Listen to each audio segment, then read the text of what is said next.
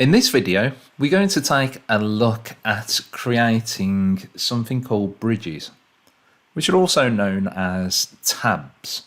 So what these do, they leave a piece of material on the path that you're actually cutting in order to keep everything attached so it's less likely to move. Now, the way that we can add these is one of two ways. You can either do it in the toolpath, so in the profile toolpath, or you can create it prior to creating the toolpath. So I'll show you, whilst I've got this toolpath on screen, how to do it within the toolpath, and then I'll show you if you haven't got a toolpath. So if we double click on profile 1, you can see that I've got my toolpath and it's all set up. If I come down to the very bottom here, I've got add bridges. So if I turn that on, you've got auto add bridges, update bridges.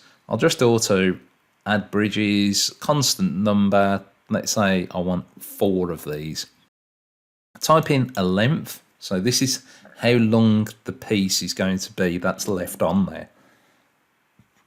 And so let's make these quite large just so you can see them. I normally do them really, really small because what you need to do at the end of it is once you break these out, you're going to have to sand them off or machine them off somehow. So I'll try to keep them as small as possible without the part moving. So thickness, my material thickness is 1/4 of an inch. Let's do these, let's say 20 thou. And the type, you've got 3D bridges and you've got 2D bridges.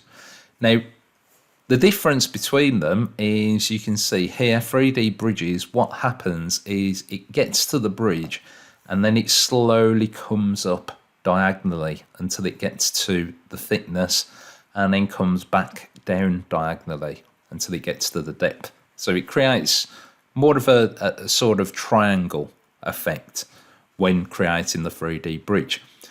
The reason being is that these are easier to break off. Now, personally, I don't like using them. The reason being for that is because if you set your 0 on the wasteboard, that can be, and it probably will be, a little bit deeper than the absolute 0 in the program. So there's only actually the very bottom, the 0, that you will get in that full 1/2 inch width on this bridge. So let's say, for instance, you're going into the baseboard by, let's say, 1/4 of an inch, which is absolutely crazy. But what would happen is you'd only get a really, really small tab. So the 3D bridges are all dependent on if you're setting your 0 onto your wasteboard and how deep you're going into that wasteboard, because sometimes they may not work properly. So normally I like to use 2D bridges. So I know that what's going to happen is it comes to this bridge, it will just jump up and come across, come down. Okay, and it just leaves that whole thickness in there. I'll show you the difference between the two anyway, and then you can make up your own mind. You also have add bridge to start point. So I've got a start point here, so I can tell it to add it there if I wanted to. I'm not going to do that. You've also got under here, manual bridges, edit bridges. So we'll take a look at that in a moment. So if I select add, what this does, it puts 4 bridges on here for me. So those are marked by all of these circles and straight lines. Okay, and it's giving me the width of those. Now, at the moment, I can't do anything to them. So if I hover over, what's actually happening, if I tried to move that, it would move the actual vector. So let's undo that. Okay, so these are assigned to the vector, not to the toolpath. So what I need to do is go to edit bridges, and then that allows me to edit them. So if I zoom in, like so. If I grab this blue bridge here, I can move it around to wherever I want. If I select the outside white one, I can change the length. Okay, this only affects this particular one. So if I change that to there, you can see it's not affecting any of the other ones. And then I can move any of these as I see fit. Now this works exactly the same way as nodes, so the same shortcut keys.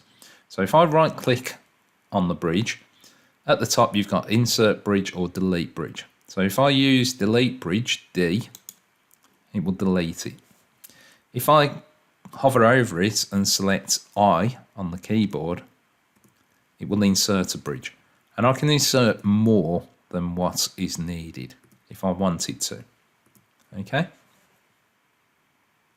So let me just calculate this before carrying on, and then you can see what actually happens. So if I calculate, then I get markers. So you can see that it's changed the toolpath in red.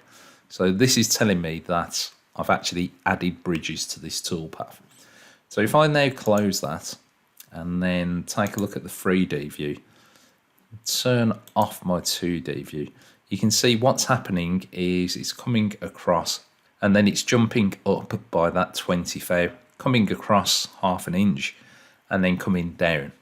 So this is leaving this material on, and it's going to still be connected to the original piece of material. So if I were to simulate this, move that around, you can see it's left this material on there. Okay. Now if I delete that, double click the profile, turn on my vectors so I can see them, and then let's edit the bridges again. So what we need to do for this is we need to update bridges. Okay, so if I select update bridges, this will change all of the bridges that I've created. If I didn't do that and I just changed this and selected add, it would create what I had originally. Okay, and it would move these bridges. So if I select update bridges, and let's change the thickness so you can see this a bit better. So let's say 0.1 and update all. Now if I calculate it, you can see that it jumps up. Okay. Now if I were to change this to be 3D bridges and update all of those, and then let's calculate it. Let's turn off that toolpath. You can see the difference. So this is actually coming up and then coming back down. So it's entirely up to you. My personal preference is to use 2D bridges because I know that I'm getting that full thickness.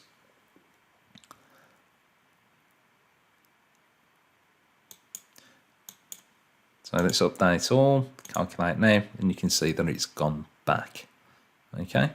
If you did want to change any of these, just go to edit bridges, and then you can select, let's say, that one, so it becomes green, and then I can change this by a specific size, let's say 0.25, and then apply, and it will change just that one.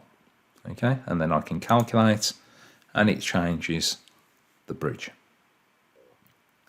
Now, there are certain options on these bridges. So if I close that and then auto add bridges, you can see that I've used constant number. So if I go back to the 2D view, so I've just removed all of the bridges by selecting remove all. So if I change it now to adaptive spacing, this actually tells me the spacing between each bridge. Now, I'll be completely honest with you, I never use adaptive spacing or constant spacing. I normally just use constant number, even though it sometimes puts the bridges on corners. Just go in there and move them. Adaptive spacing will space out the tabs between each other, and it won't give you tabs in the corners. So if I were to say adaptive spacing of 5 inches, add, you can see that it's got a distance between each one of 5 inches. Okay, now it may not be perfectly 5 inches because it splits it up between the perimeter of this. Okay, constant spacing, this will do the same thing, but it won't move them as it sees fit. So this is just going to be bang on 5 inches. Okay, so from the start point, I've got one there, and then it comes around 5 inches, 5 inches. Now, if I were to change this to be, let's try 4 inches and add, you can see that it's putting them close to the corners. If I were to do this with adaptive spacing and then select add, it's less likely to put them in the corners. Okay, so it would automatically try to steer away from the corners. As I said previously, personal preference is to use constant number. And then if I need to, just move them. Okay, so that's how you add bridges within the toolpath. So as I mentioned earlier, there's another way to do this. So if I turn that off so you can see, if you go to toolpaths, you also have an option to create bridges. So let's say that I haven't created a toolpath. Let's delete it. Okay, so this is assigned to this vector. So if I go to create bridges, and I'll just remove them all. Okay, now this gives me the exact same options, and I can create 4, so a constant number, exactly the same length, thickness, 3D or 2D bridges, select add. Okay, and it automatically adds them for me. The advantage of doing it this way is that it automatically goes into the edit bridges option, so I can just move this around and change the bridges wherever I see fit. Okay, and then you can create your toolpath onto the top of that. So if I close that, the bridges are added on there. So now if I were to create a toolpath, let's just select a tool and then just calculate it. It automatically adds the bridges for me. So if I take a look here, turn off that preview, you can see that it's added that bridge for me. Okay, so that's how you add bridges or tabs to any of your drawings.